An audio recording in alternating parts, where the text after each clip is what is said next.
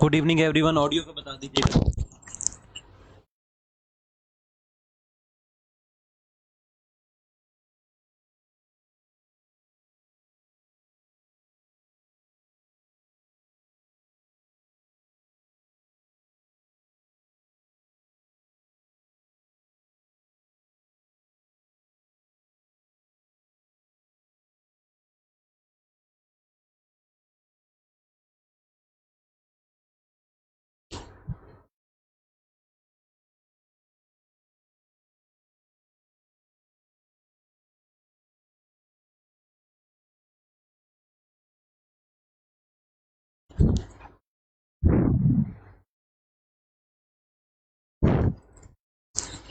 Good evening everyone.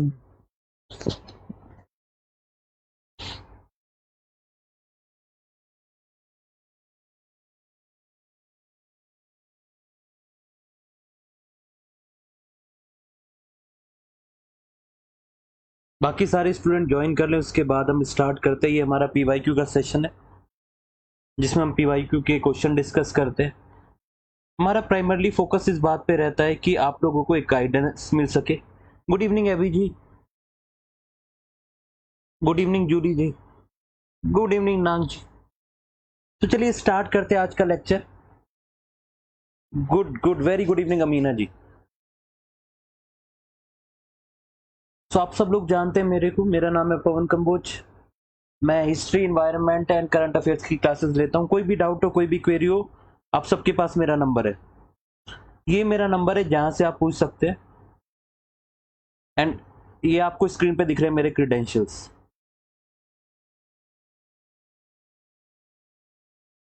तो ये question से स्टार्ट करते हैं। The famous Jagannath temple. I guess ये हमने डिस्कस कर लिया था।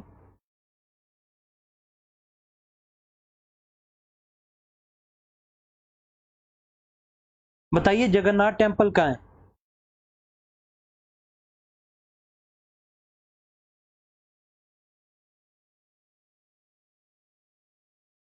ये ऑलरेडी हम डिस्कस कर चुके थे, तो यहीं से स्टार्ट करते हैं। ये लास्ट क्वेश्चन था जो हमने डिस्कस किया था। तो देखिए, एक दो क्वेश्चन इस तरीके से थोड़े टफ बनाने के लिए कर दिया जाता है।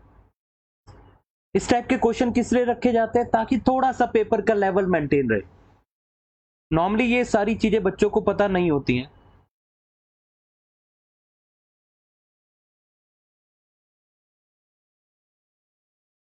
सो जैसा कि मैंने बताया था, ये ईस्टर्न गंगा डायनेस्टी के एक राजा थे जिन्होंने बनवाया था। और इस टेंपल का नाम जगन्नाथ टेंपल है। ये विष्णु भगवान का एक रूप है, अवतार है। और ये है पुरी में। पुरी कहां पे है? पुरी लाई करता है उड़ीसा में। और ये एक कोस्टल टाउन है, कोस्टल शहर है। जब आप इंडिया के मैप को देखेंगे तो ये एक रफ मैप है। तो यहां पे जो उड़ीसा का एकदम इलाका है, जो शोर से लगता हुआ इलाका है, वहां पे ये शहर है पुरी, जहां पे आपको देखने को मिलेगा जगन्नाथ टेंपल।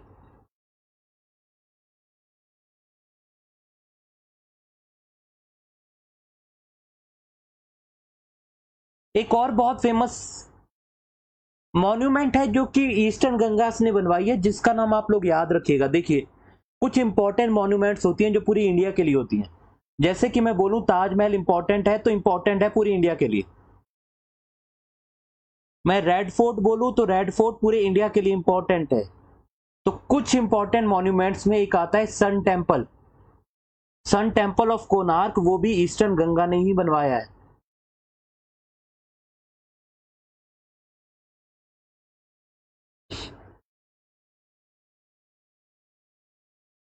हाँ जी, चार धाम यात्रा में भी जाते हैं।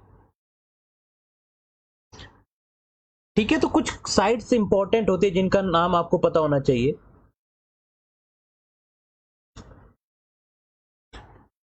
तो चार धाम यात्रा की जब हम बात करें, काफी फेमस यात्रा होती है। तो उसमें जो चार साइट्स में जाते हैं वो याद रखिएगा, जैसा कि अभी जी ने बताया। एक है बद्रीनाथ,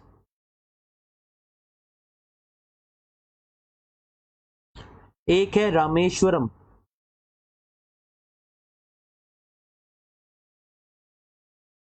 एक है जगन्नाथ जो कि पुरी में है। और चौथा है द्वारका।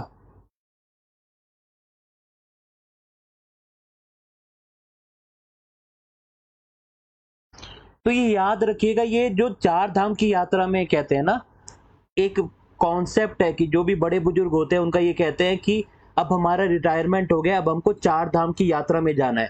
चार धाम का मतलब चार बहुत ही इंपॉर्टेंट रिलीजियस प्लेसेस, तो उसमें भी आता है यही जगन्नाथ टेम्पल।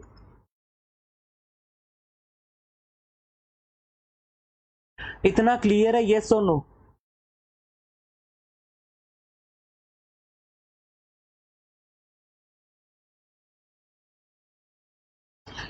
ये सारे के सारे विष्णु भगवान के, एक रामेश्वरम को छोड़ के। रामेश्वरम में जो धाम है वो शिव भगवान का है, बाकी सारे पुरी भी चले जाइए, द्वारका, बद्रीनाथ, सब विष्णु भगवान के अवतारों हैं।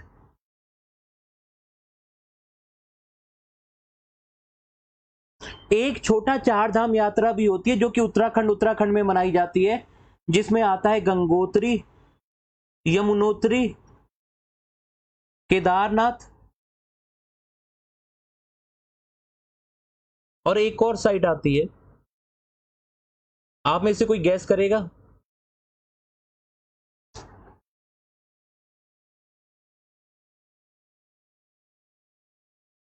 उत्तराखंड में भी एक छोटा चार धाम बोला जाता है, तो ये याद रखिएगा, दो अलग अलग चार धाम है।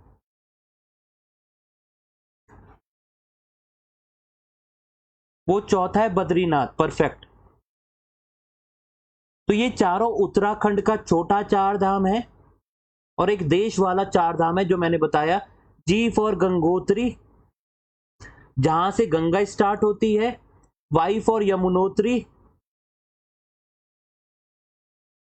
केदारनाथ टेम्पल जो कि फेमस है, वहां पे बहुत बड़ी त्रासदी हुई थी। और बद्रीनाथ टेम्पल, ये चारों उत्तराखंड की मिनी चार धाम है। और इंडिया के लेवल पे जो चार धाम है, फिर से मैं बता देता हूं, बद्रीनाथ, द्वारका, रामेश्वरम एंड पुरी। अगर इंडिया के मैप में देखेंगे तो इसी तरीके से डायरेक्शन बनता है। रामेश्वरम साउथ में, पुरी ईस्ट डायरेक्शन में, बद्रीनाथ ऊपर नॉर्थ की साउथ, और द्वारका वेस्ट की साइड। अगले क्वेश्चन पे मूव करते हैं। अगर इतना क्लियर है तो लाइक कर दीजिएगा सबके सब।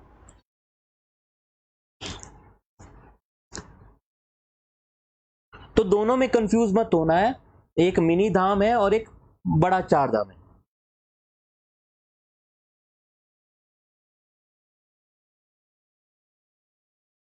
क्वेश्चन नंबर 365 का आंसर क्या है?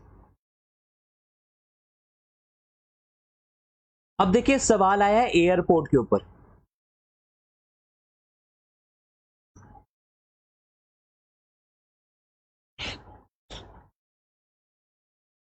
बताइए 365 का आंसर क्या होगा? Anyone, any guesses?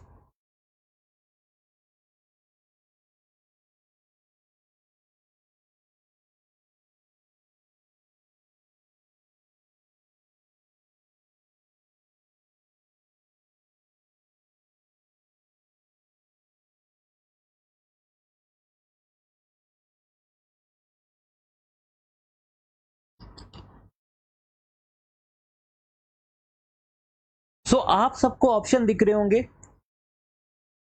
कुछ इंपॉर्टेंट एयरपोर्ट्स आपको पता होने चाहिए। जैसे नॉर्थ ईस्ट में बात करें तो गुवाहाटी का एयरपोर्ट है, तेजपुर का एयरपोर्ट है, सिलचर का एयरपोर्ट है। तो ये जो लीलाबारी के बारे में बात करते हैं, जगन्नाथ मैंने बताया ना, विष्णु के अवतार। जो डीटी है उसका नाम जगन्नाथ ही है, लेकिन वो विष्णु का अवतार है। जी, तो जो ये लीलाबारी है, ये नॉर्थ लखीमपुर में आपको देखने को मिलेगा। ये नॉर्थ लखीमपुर एक डिस्ट्रिक्ट है। और ये लीलाबारी कहां आपको देखने को मिलेगा? असम में देखने को मिलेगा ये।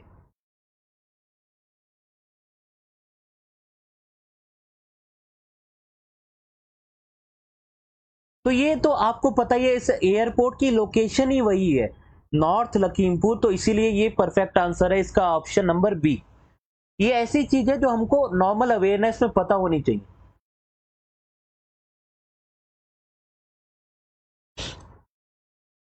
जैसे अगर कुछ इंपॉर्टेंट एयरपोर्ट्स के नाम मैं आपको याद रखने की ट्रिक्स बताता हूं।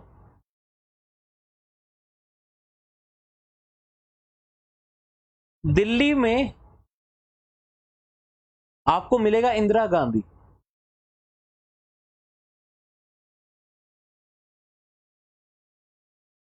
उसके बाद एक ही परिवार के 3 नाम आपको देखने को मिलेंगे। आप लोगों ने नाम सुना होगा राजीव गांधी एयरपोर्ट का। तो राजीव गांधी एयरपोर्ट आपको देखने को मिलेगा हैदराबाद में।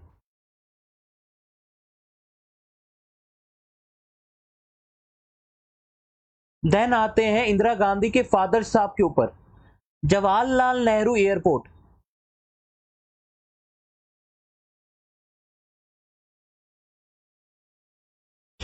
तो जवाहरलाल नेहरू एयरपोर्ट आपको देखने को मिलेगा मुंबई में।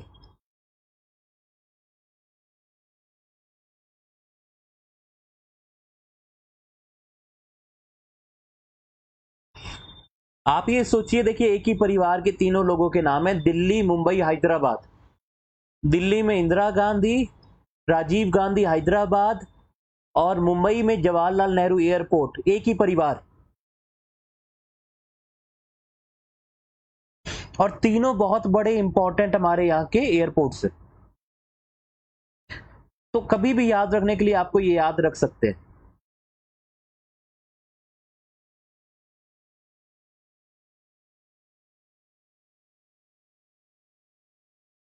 याद रखने की टेक्निक बताऊं, मसाले आपने देखे होंगे, एमडीएच मसाले, एमडीएच मसाले। तो एम वाली जगह यानी मुंबई, ये फादर है जवाहरलाल नेहरू, ये एक और निमोनिक्स बता देता हूं आपको। डी वाली जगह दिल्ली, यहां पे इंदिरा गांधी है। और एच वाली जगह पे राजीव गांधी, तो जवाहरलाल नेहरू की डॉटर और इनके सन, ये याद रहेगा। अब आपको अच्छी सी ट्रिक बता दी है मैंने। एमडीएच मसाले होते हैं, काफी ज्यादा फेमस है मसाले, एड भी आता है टीवी पे एमडीएच मसालों का।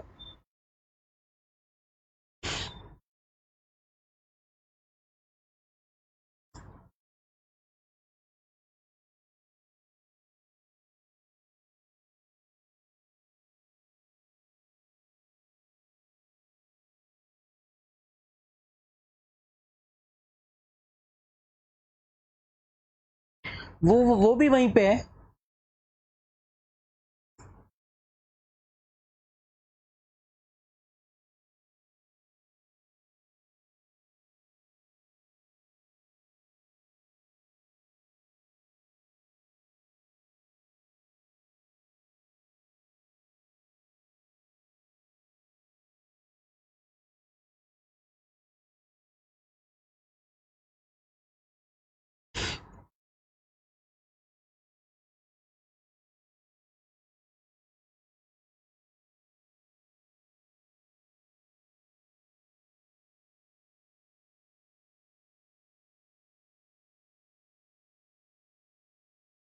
एक छोटा सा करेक्शन है, आप लोग याद रखिएगा। यहाँ एयरपोर्ट नहीं है, ये पोर्ट है। जेएलएन पोर्ट है, एयरपोर्ट नहीं है। थोड़ा सा करेक्शन है ये, तो ये याद रखिएगा। पोर्ट है जो आपका महाराष्ट्र में है। एक नवी मुंबई आपको एयरपोर्ट देखने को मिलेगा और दूसरा छत्रपति शिवाजी देखने को मिलेगा। तो थोड़ा सा कंफ्यूजन हो गया था मुझे, ये याद रखिएगा। अगले की बात करते हैं। क्वेश्चन नंबर 366 का आंसर बताइएगा। तो ये चीज को याद रखिएगा, थोड़ा सा करेक्शन है। क्वेश्चन नंबर 366 की बात करें, वही तो मैंने करेक्शन बताया आपको। मुंबई में मैंने करेक्शन किया है आप लोगों के लिए कि जेएलएन जो है वो पोर्ट है, और छत्रपति एंड नवी मुंबई एयरपोर्ट से। छत्रपति शिवाजी टर्मिनल।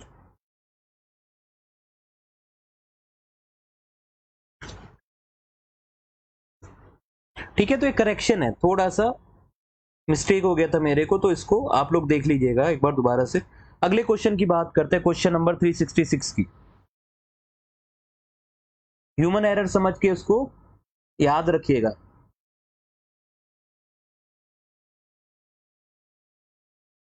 366 का आंसर क्या होगा?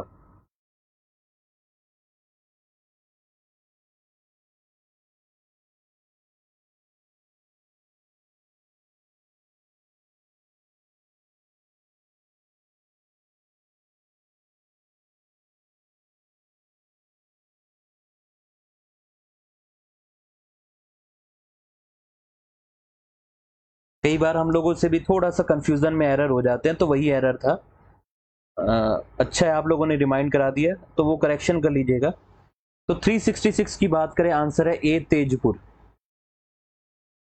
ये थोड़ा माइथोलॉजिकल कॉन्सेप्ट है, हम सब जानते हैं।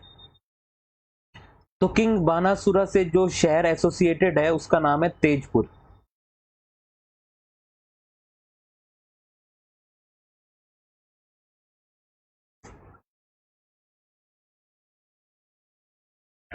इसमें एक रिस्क होता है अभी जी जनता के साथ जाने में। कई बार सारी जनता गलत होती है, जैसा कि मैंने बहुत बार बताया भी है। तो ये हिंदू माइथोलॉजी में एक राजा थे जो कि सोनितपुरा यानी असम वाले इलाके से रूल करते थे, और इनकी लड़ाई हुई थी कृष्ण भगवान से। इसका मेंशन है भगवत पुराण में। तो उसी स्टोरी में आपको देखने को मिलेगा कि उनका एसोसिएशन था तेजपुर नाम के गांव, तेजपुर नाम के शहर से। जी, अग्निगढ़ जिसको कहते हैं।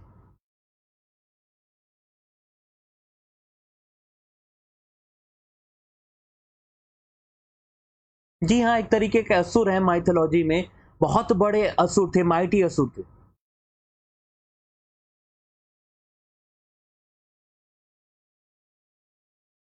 तो अगले सवाल पे मूव करते हैं। Question number 367। अब आप एक चीज समझ लीजिए, मैं दोबारा से आप लोगों को याद दिला दूं। आप जब पेपर में जा रहे हैं तो पेपर में एकदम इस तरीके से नहीं जाना है कि सब कुछ पढ़ के चले जाए। आप पेपर में जाने से पहले सारी चीजें भूल जाएंगे। अभी आपके पेपर को अराउंड 30 डेज बचे हैं। मैं आप लोगों के लिए एक स्ट्रेटेजी बता देता हूं। हर दिन के 2 आवर्स अभी आप फिक्स कर दीजिए, जो भी आपने चीजें पढ़ी हैं उनके रिवीजन के लिए। सो डेली के 1 से 2 आवर्स अब आप रिवीजन करना स्टार्ट कर दें। किस चीज का? डायनामिक चीजों का नहीं, स्टैटिक चीजों का।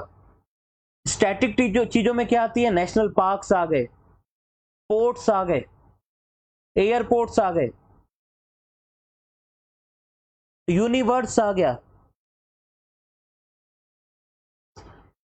जितनी बाकी सारी जो भी स्टैटिक चीजें होती हैं जो चेंज नहीं होती, उनका डेली रिवीजन करना स्टार्ट कर दीजिए। पहला चीफ मिनिस्टर कौन बना, पहला प्रधानमंत्री कौन बना, पहला राष्ट्रपति कौन बना, पहली मिस वर्ल्ड कौन बनी, पहली मिस यूनिवर्स कौन बनी, ये सारी चीजें जो स्टैटिक है इनको पढ़ना स्टार्ट कर दीजिए डेली के लेवल पे। ये आप लोगों के लिए बहुत इंपॉर्टेंट है।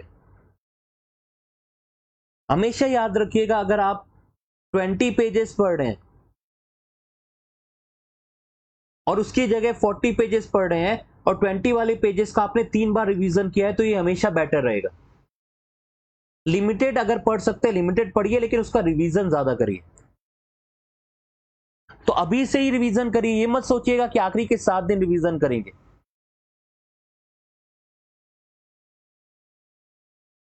क्वेश्चन नंबर 367 की बात करते हैं। तो 367 का आंसर है ए।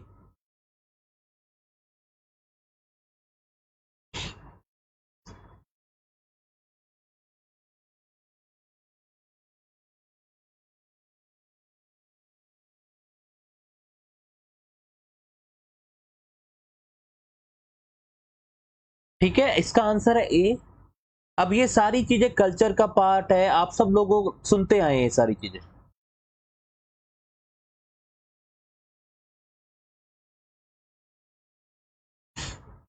इसमें किसी को डाउट है कि अगले क्वेश्चन पे मूव करें?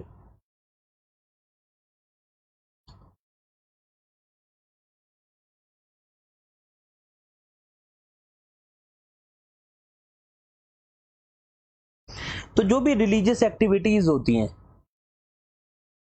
उनके जो शमांस होते हैं उनको जीजी कहते हैं। अगले क्वेश्चन पे मूव करते हैं। आई गेस आप इसमें सबको क्लियरिटी होगी।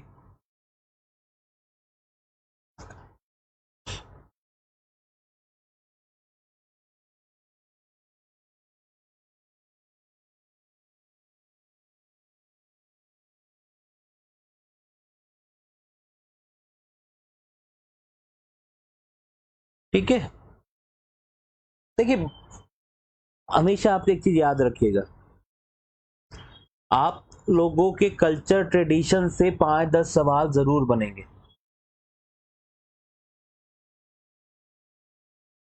शमांस क्या होता है? शमांस वो होते हैं जो इंटरमीडिएटरी की तरह काम करते हैं, किसके किसके बीच में? फिजिकल और स्पिरिचुअल वर्ल्ड के बीच में। तो शमांस उन इंडिविजुअल्स को कहते हैं, उन हीलर्स को कहते हैं। तो शेरदुक फेन में इनको जीजी नाम से बोला जाता है। क्लियर है?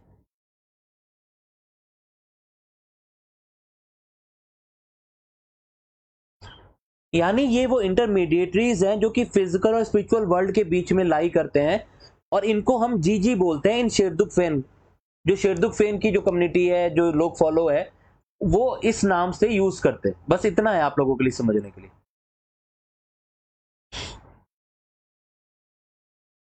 क्वेश्चन 368।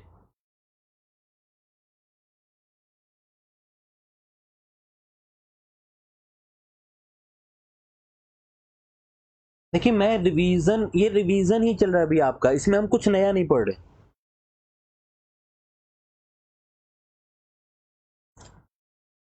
हम अपने लेवल पे टास्क कर रहे हैं। मैं आप लोगों के 2 मिनट लेना चाहूंगा, अगर आप लोगों को कोई प्रॉब्लम ना हो तो मैं आपको एक चीज समझाना चाहूंगा। एक लिमिट से ज्यादा हम कितने भी एफर्ट करें, एक लिमिट से ज्यादा वो आप लोगों के लिए वैल्यूएबल नहीं होते।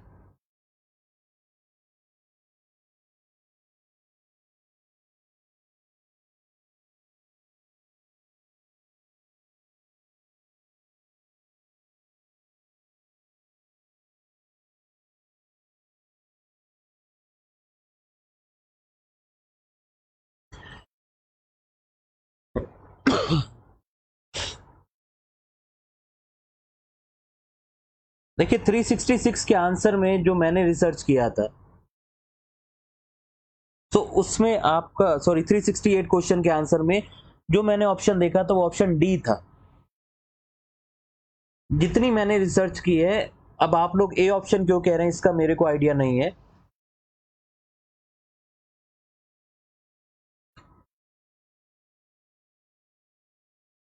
तो ऑप्शन जितना भी मैंने स्टडी किया तो उसमें आंसर था मेराक लामा, ऑप्शन डी।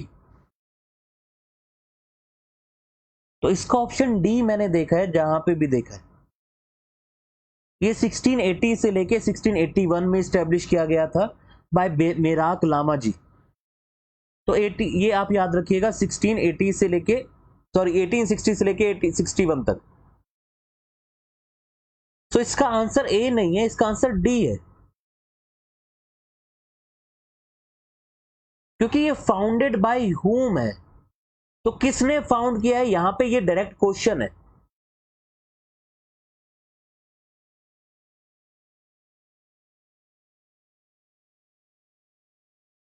ठीक है, इसको एक बार स्टार मार्क कर लेते हैं, लेकिन according to my knowledge answer is D, not ए।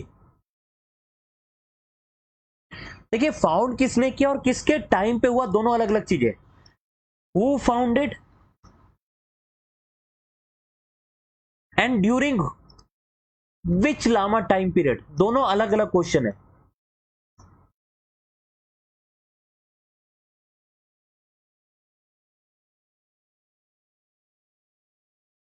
ठीक है, तो ये याद रखिएगा, आंसर डी करेक्ट है। मिराक लामा जी ने स्टैब्लिश किया था। ऑप्शन ए गलत है, जो थोड़ी देर में मैं कह रहा था कि मेजॉरिटी के साथ जाने का एक प्रॉब्लम यह है कि कई बार मेजॉरिटी गलत होती है। ठीक है, तो अगर आपको लगता है कि आपका ऑप्शन करेक्ट है तो स्टैंड करिए अपने ऑप्शन के साथ। Answer is D, not A. Majority लोगों का ये क्वेश्चन गलत है, और अगर यही क्वेश्चन एग्जाम में आ जाता, आप सब ए मार्क करके आते मेजॉरिटी।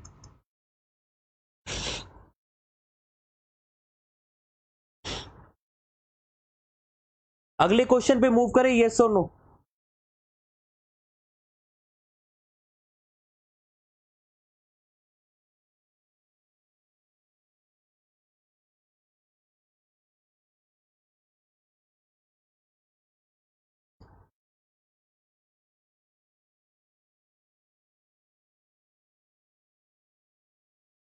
क्वेश्चन नंबर 369, पेनिसिलिन किसने डिस्कवर किया था?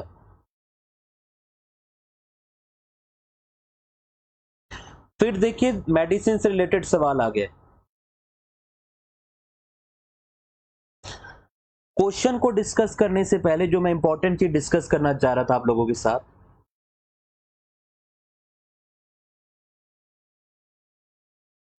हमारी डेली के बेसिस पे लगभग 5 आवर्स की क्लासेस चल रही हैं जो हमारे बच्चे हमारे साथ पढ़ रहे हैं। जो बच्चे ज्वाइन करना चाहते हैं, एक नया बैच हमारा स्टार्ट हो रहा है 5 जुलाई से। तो 5 आवर की क्लास होती है, 5 आवर आप लोगों को हम पढ़ाते हैं, उसके बाद आप लोगों को मिनिमम 5 आवर्स का सेल्फ स्टडी करना चाहिए। बहुत ज्यादा अगर हम पढ़ाएंगे तो वो स्पून फीडिंग हो जाएगा।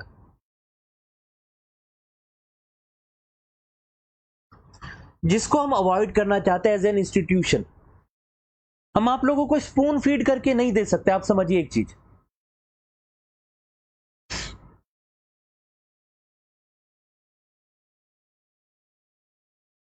हम एक लेवल से ज्यादा आपका रिवीजन कराएंगे तो क्या होगा मैं आपको बताता हूं। मैंने साइकोलॉजी भी पढ़ी है, तो किस तरीके से चीजें काम करती है ध्यान से समझिएगा। मान लीजिए हम दिन की 10 आवर्स क्लास कर दे, 10 आवर्स क्लास, आपके रिवीजन के लिए 1 से 2 आवर का टाइम बचेगा। तो आप सिर्फ वही पढ़ के जाएंगे जो हम पढ़ा रहे होंगे, और उसमें से सवाल नहीं आएगा तो आपका पेपर बहुत बुरी तरीके से फ्लैट पड़ जाएगा। रादर देन 5 आवर्स हम पढ़ाएं, आप 5 आवर रिवीजन करें, ये बेटर टेक्निक होता है, ये साइंटिफिक टेक्निक है, ये प्रूवन टेक्निक है। सेल्फ स्टडी इसलिए इंपॉर्टेंट होती है। तो जो मैं पॉइंट कन्वे करना चाह रहा था, जो आप रिवीजन कर रहे थे, हम रिवीजन कर रहे हैं, पर एक लिमिट से ज्यादा आप लोगों को हम पे डिपेंडेंट नहीं होना चाहिए। इसका आंसर है ए। 369 की बात करें, पेंसिलिन की बात करते हैं, तो पेंसिलिन को डिस्कवर किया था अलेक्जेंडर फ्लेमिंग ने।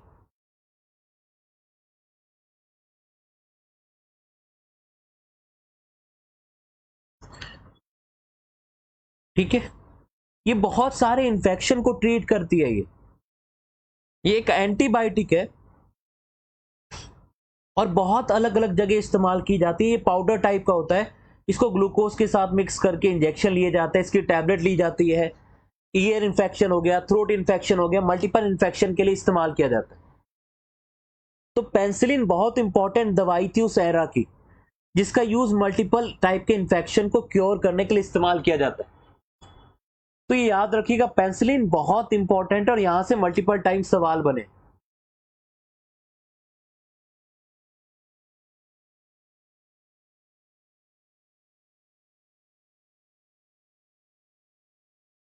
इतना क्लियर है? इसी की डिस्कवरी के लिए अलेक्जेंडर फ्लेमिंग को नोबेल प्राइज मिला था मेडिसिन का, ये याद रखिएगा। क्या मिला था? Nobel prize in 1945 of medicine, Nobel prize of medicine.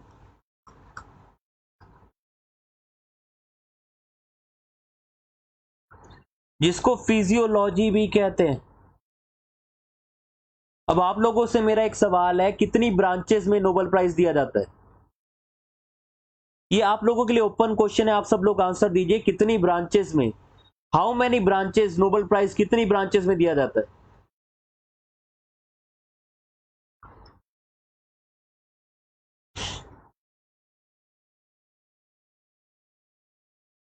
आप लोगों के लिए होमवर्क है, इस साल के कोई नोबेल प्राइज विनर है अभी तक अनाउंस हुए? I guess no. तो 2022 के जो भी नोबेल प्राइज विनर है उनके नाम याद कर लीजिएगा, आज का आपका होमवर्क है। अभी आप बताइए कितनी फील्ड्स में मिलता है?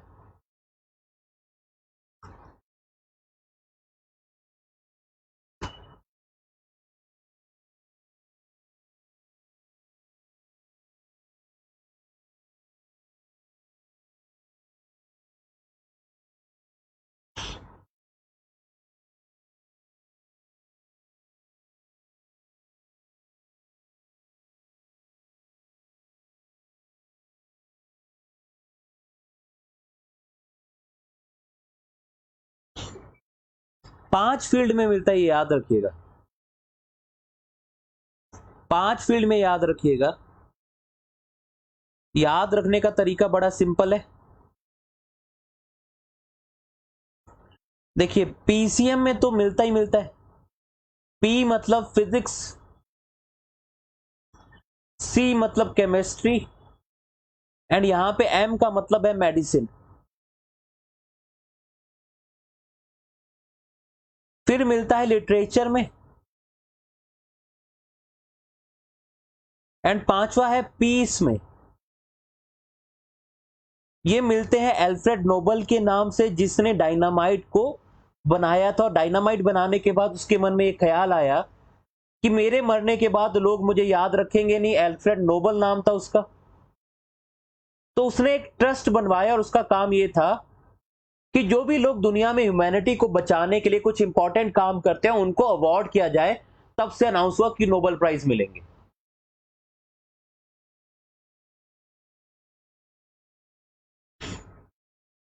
तब से ये अनाउंस किया गया कि नोबेल प्राइज मिलेंगे।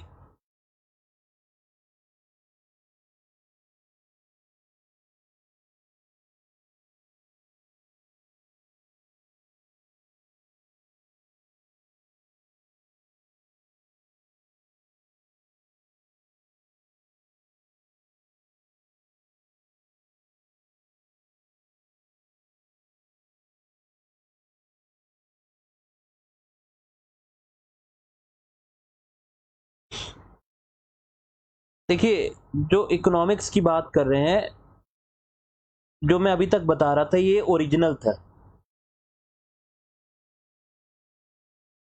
ओरिजिनली ये मिलता था 1968 में। जो आप कह रहे हैं वो करेक्ट पॉइंट है, बट ओरिजिनली ये नहीं मिलता था। 1968 में इकोनॉमिक्स मिलना स्टार्ट हुआ।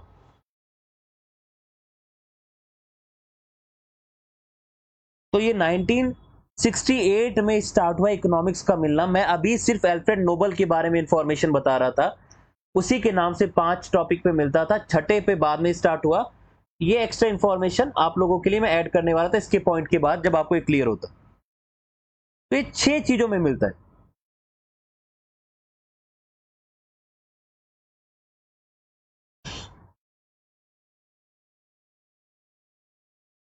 अगले क्वेश्चन पे मूव करते हैं।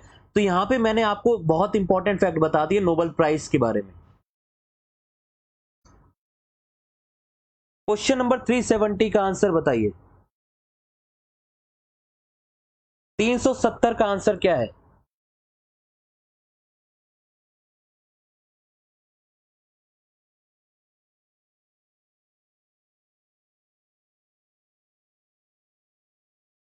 मालाबार हिल्स कहां है?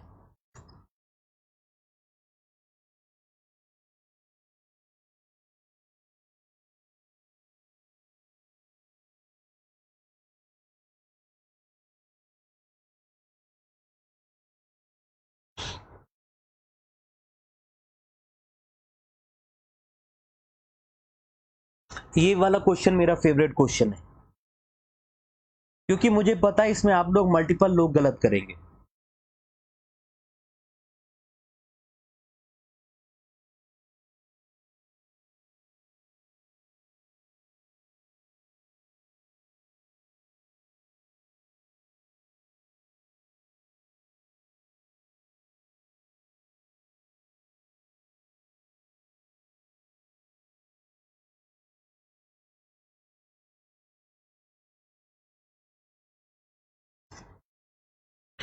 ठीक है, तो मालाबार हिल्स की वाली बात हम करते हैं।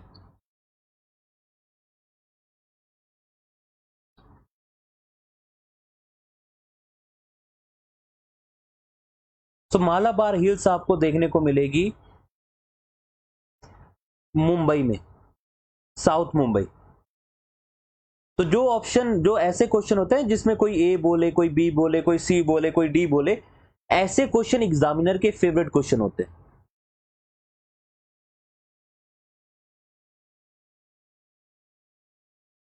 आंसर इसका है ए, ये साउथ मुंबई में है।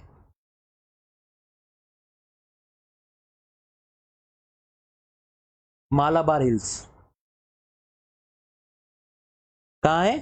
भले ही वो साउथ में मालाबार रेंजेस की वजह से हमको लगता है कि साउथ में है, पर ये मालाबार हिल्स नाम की जगह आपको कहाँ देखने को मिलेगी?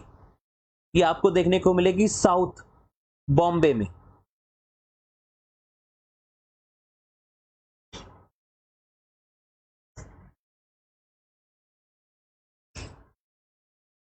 काफी फेमस जगह है ये मालाबार हिल्स।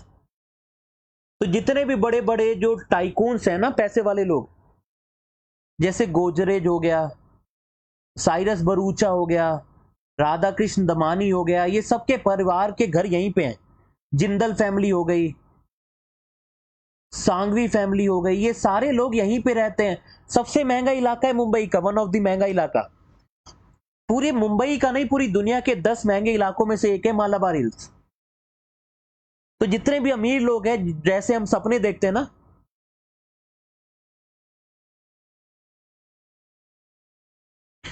जो हम सपने देखते हैं कि हम उठेंगे तो हमको कोई नौकर जूस पिलाएगा, जो हम सपने देखते हैं कि हम गुच्ची पहनेंगे, अरमानी पहनेंगे, जो हम सपने पहते देखते हैं कि रॉयल रॉयल्स में चलेंगे, पोर्शे में चलेंगे, वो सारे परिवार, महंगे परिवार जिनके सपने हम देखते हैं, वो यहीं रहते हैं।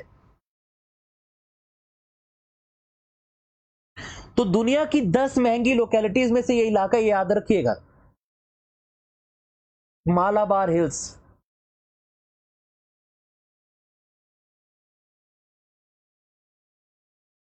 जो महाराष्ट्र का चीफ मिनिस्टर है ना, उसका भी बंगलो यहीं पे देखने को मिलेगा आपको।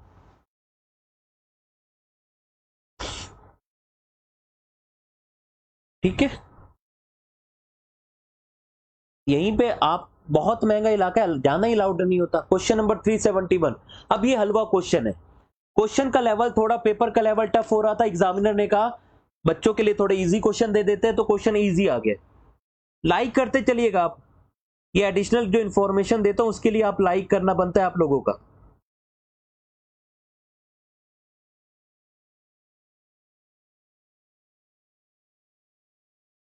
सोनम कपूर भी,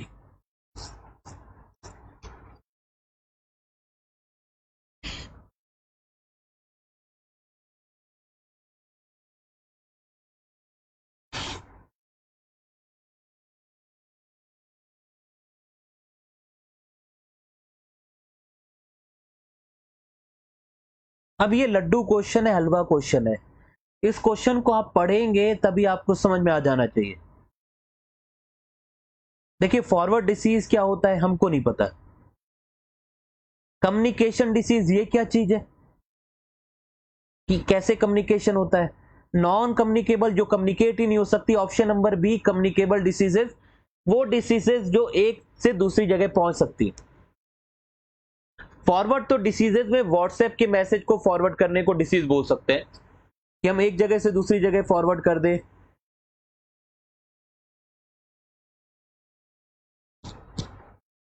तो आंसर है इसका। तो याद रखिएगा, कई बार पेपर को सही पढ़ना, क्वेश्चन को सही पढ़ना भी इंपॉर्टेंट होता है। ठीक है, दो तीन टाइप की आपकी जो मेन होती हैं बीमारियां, जिसको आप कम्युनिकेबल कहते हैं। एक और टर्म इस्तेमाल किया जाता है, chronic diseases, non chronic diseases. Non chronic diseases वो होती हैं जो कम टाइम तक रहती हैं। क्रोनिक डिसीजेस वो होती है जो बहुत लंबे टाइम तक रहती हैं। क्रोनिक डिसीजेस का एग्जांपल है जैसे कैंसर हो गया, लंबे टाइम तक बॉडी में रहता है।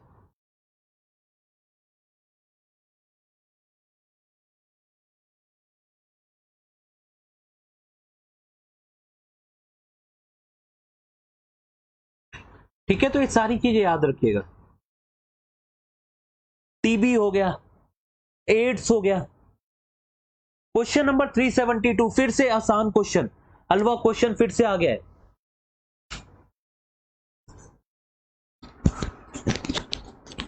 बताइए क्वेश्चन नंबर, आंसर क्या होगा 372 का?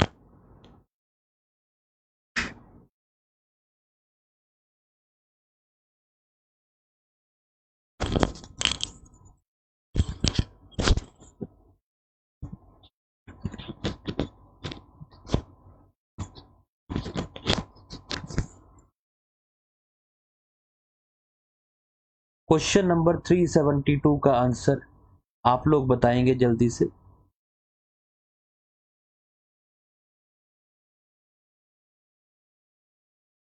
तो देखिए कुछ मेटल्स की प्रॉपर्टीज होती हैं। हम बचपन में पढ़ते थे कि मेटल यानी जो एलिमेंट्स ये प्रॉपर्टी को फॉलो करें हम उनको मेटल्स कहते हैं। उनमें मेलेबिलिटी आता था, सोनरस आता था, डक्टिलिबिलिटी आता था।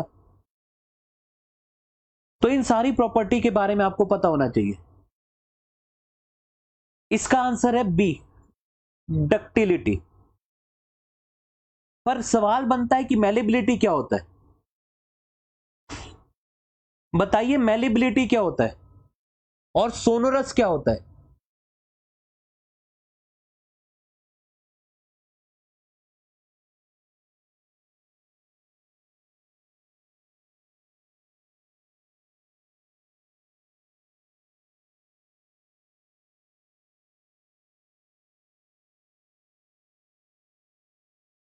मेलेबिलिटी का मतलब होता है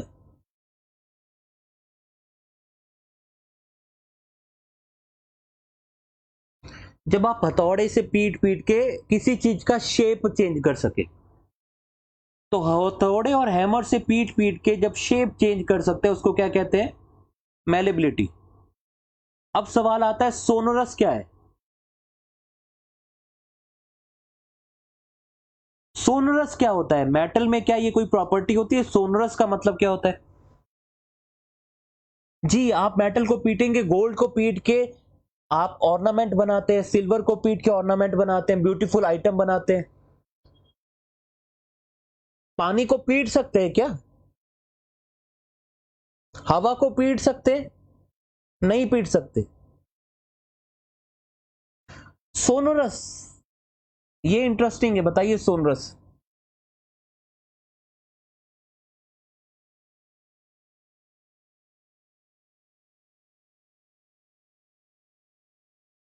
सोनरस मतलब होता है जब आप उसको ठोके तो आवाज आए। जब आप उसको मेटल को बजाते हैं ना, छोटे बचपन में हम बजाते थे, तो कोई बर्तन ले लिया, उसको लकड़ी से बजा लिया, म्यूजिक निकाल दिया। तो ये जो एबिलिटी होती है मेटल की, इस एबिलिटी को क्या बोला जाता है? इस एबिलिटी को बोला जाता है कि वो चीज सोनरस है। जो भी चीज साउंड प्रोड्यूस कर सकती है। टेंजिबिलिटी का मतलब क्या होता है?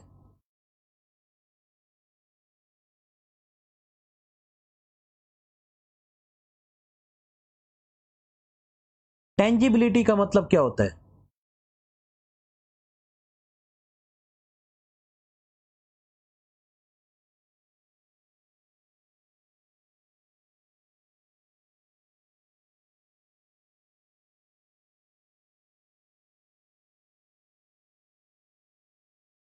जी, फ्लेक्सिबल। तो ये सारी चीजें आप लोगों को पता होना चाहिए। अगला क्वेश्चन बात करते हैं। क्वेश्चन नंबर 373 उसी का भाई आ गया है। क्वेश्चन नंबर 373 का आंसर क्या होगा?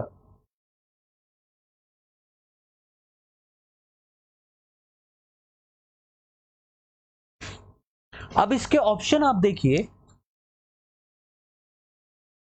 इसके ऑप्शन देखिए। एग्जामिनर ने क्या सोच के इतना इजी ऑप्शन दिया होगा कि हमारे बच्चे आसानी से मार्क कर लेंगे।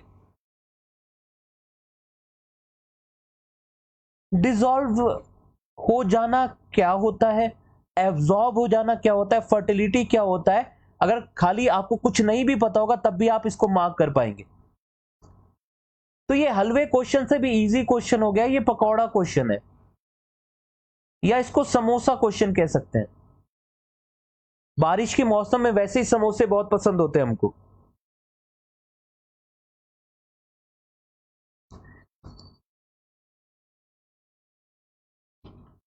जी, टेंजिबिलिटी सेंस ऑफ टच होता है, उसको आप ये भी कह सकते हैं।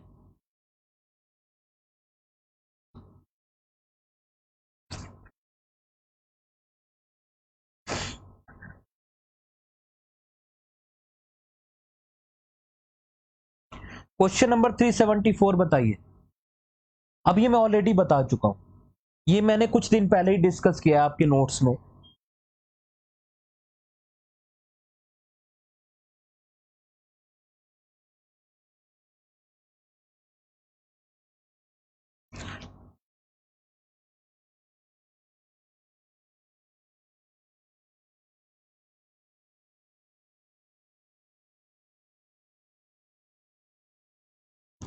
ये मैंने आप लोगों को कुछ दिन पहले बताया था, मैंने आप लोगों से कहा भी था कि स्क्रीनशॉट ले लीजिएगा और इसी सारी चीजों को आप लोगों को रिवाइज करना होता है।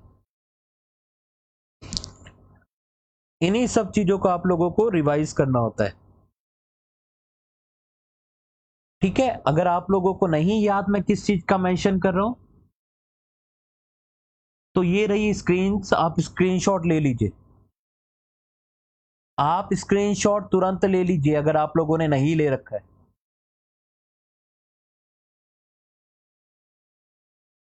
इसका स्क्रीनशॉट ले लीजिए एंड इसका भी स्क्रीनशॉट ले लीजिए, ये दोनों का स्क्रीनशॉट ले लीजिए। इसमें मैंने सारी चीजें मेंशन कर रखी हैं। इसका पीडीएफ जब आएगा तब तक आपका पेपर हो जाएगा। मैं कह तो रहा हूं स्क्रीनशॉट ले लीजिए, इसके अलावा सारे क्वेश्चंस ही हैं। प्रीवियस ईयर पेपर हम लोगों ने आपके साथ शेयर कर दिए हैं।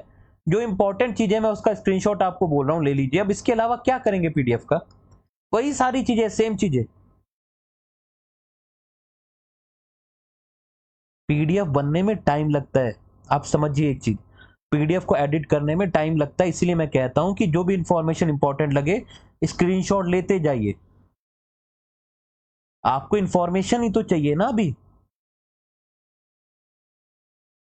जो हमारी टीम है एडिटिंग वाली, वो उसमें से 2 लोग अभी वेकेशन पे गए हुए हैं, इसलिए स्क्रीनशॉट ले लीजिए, बेटर है आप लोगों के लिए। Question number 375।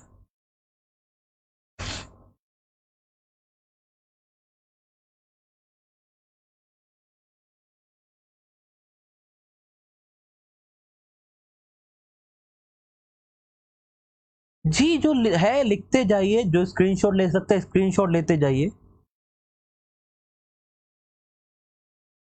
मैं एक चीज और मैं बता दूं आपको,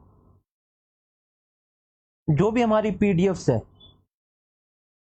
80 to 90% पीडीएफ्स आप लोग दोबारा खोल के भी नहीं देखते,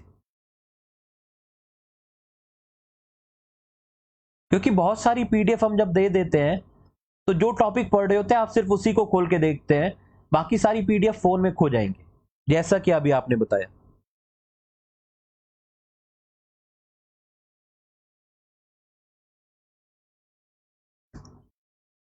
375 की बात करते हैं।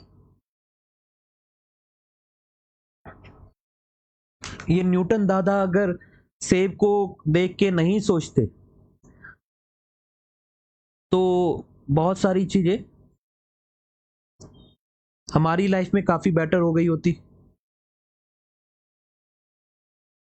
तो ये न्यूटन दादा के सेब अगर उनके सर पे गिरा होता और वहीं मर गए होते बेहोश होके, तो ये टॉपिक तो नहीं पढ़ने पड़ते जो हमको न्यूटन्स के लॉ है, लाइफ काफी आसान होती। तो सेब गलत जगह पे गिरा था, सेब की जगह बड़ा पत्थर होना चाहिए था जो उनके सर पे गिरता। तीनों के तीनों लॉ नहीं आते, आधी से ज्यादा चीजें नहीं आती, साइंस नहीं पढ़ना पड़ता।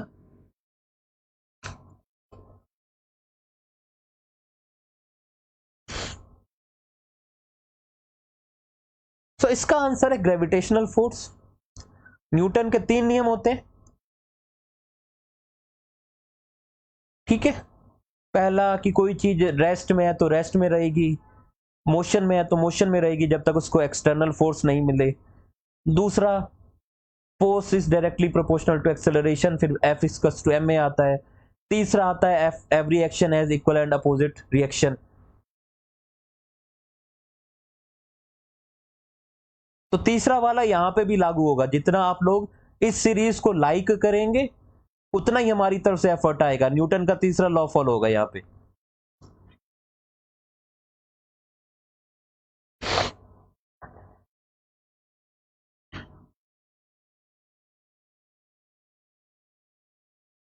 क्वेश्चन 376।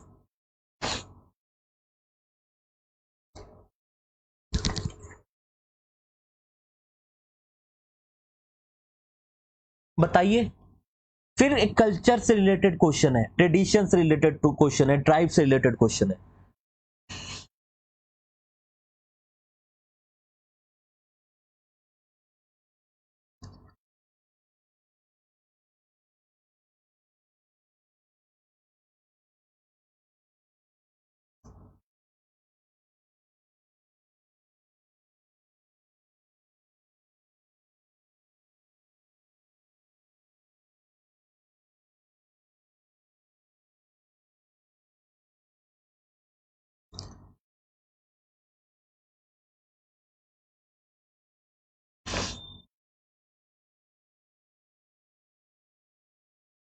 ठीक है, ये क्वेश्चन अब देखिए फिर कल्चर ट्राइब से रिलेटेड क्वेश्चन है। क्वेश्चन 376 की बात करें, option number A is the correct answer.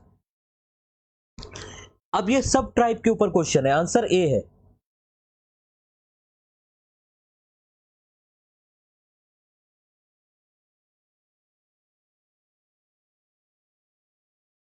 So answer is ए। अब ये ऐसी चीज है, ये ऐसी चीजें हैं जो आपको एग्जामिनर ये ज्यूम करके चलता है कि आपको पता होंगी। तो आप लोगों के लिए एक बहुत इंपॉर्टेंट फैक्ट ये है कि जो भी चीजें अरुणाचल के कल्चर से रिलेटेड है, हमारे अरुणाचल की ट्राइब से रिलेटेड है, अरुणाचल की डिस्ट्रिक्ट में कोई नया सेंटर खुला है, अरुणाचल में कोई इंपॉर्टेंट मॉन्यूमेंट है, ये सब आप लोगों के लिए उतनी इंपॉर्टेंट है जितनी गीता या बाइबल होती है। क्योंकि यहां से आप मान के चलिए कुछ भी नहीं तो 20% क्वेश्चन बनेंगे इसी पोर्शन से, 20%।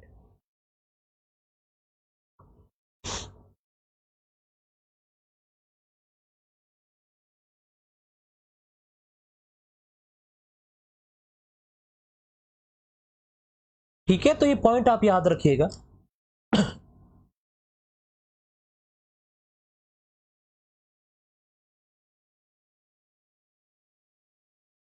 एक कुरुंग कुमे डिस्ट्रिक्ट में जो रहते हैं ना निशी ट्राइब के लोग, उनको बोलते हैं।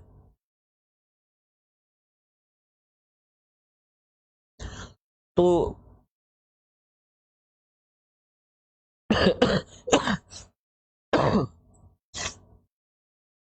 तो जो Sarli circle of Kurung Kumey district, वहां पे आपको देखने को मिलेंगे बांगरू ट्राइब्स।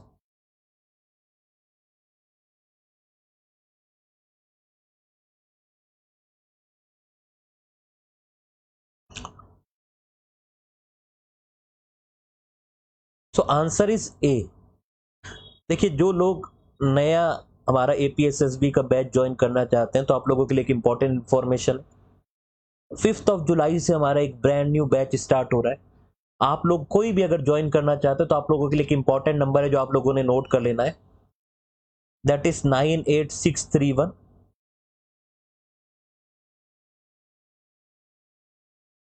84505। तो इस नंबर पे व्हाट्सएप या कॉल करके जो भी ज्वाइन करना चाहता है, 5 जुलाई यानी 4 डेज के बाद नया बैच स्टार्ट हो रहा है फॉर एपीएसएसबी।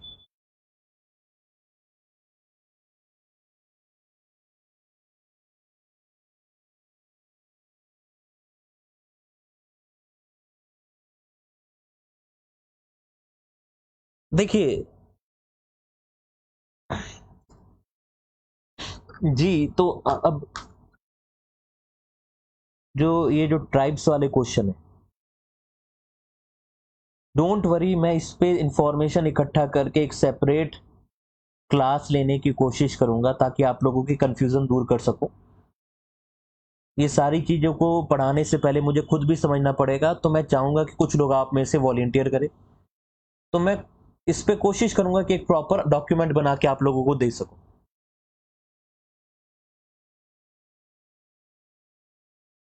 ठीक है, नंबर मैंने आपको बता दिया, इस नंबर पे आप पता कर लीजिएगा, सारी डिटेल्स आपको मिल जाएंगी। तो इसको अब यहीं रैप अप हम करते हैं। उम्मीद है आज का सेशन आप लोगों को इन्फॉर्मेटिव लगा होगा। मैं आप लोगों से फिर से बोलूंगा, मेरी आप लोगों से हम्बल रिक्वेस्ट है, जो भी स्टैटिक पोर्शन है, 30 डेज के स्टैटिक पोर्शन की लिस्ट बना लीजिए। हर दिन एक एक टॉपिक का रिवीजन करते जाइए। एंड एक चीज याद रखिएगा, हर संडे को ये 6 टॉपिक्स का रिवीजन करिए। रिवीजन बहुत इंपॉर्टेंट है। आज से 6 दिन जो पढ़े, फिर संडे को उसका रिवीजन करें, फिर अगले हफ्ते 6 दिन पढ़े, संडे को दोबारा से उसका रिवीजन। तो हर एक चीज का 2 टाइम्स रिवीजन हो जाएगा आपका, तभी आपको स्कोर मिल पाएगा अच्छा, और आपका सिलेक्शन होगा और आपको मिलेगी जॉब।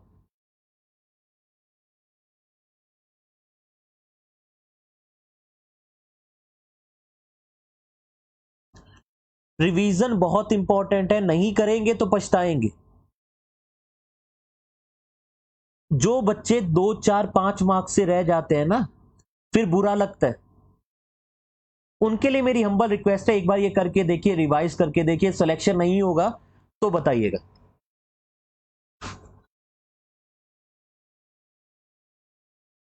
बात करते हैं इस पे भी, अभी जी बात करते हैं, अगले सेशन पे बात करेंगे। गुड नाइट एवरीवन, अगले सेशन में मिलते हैं।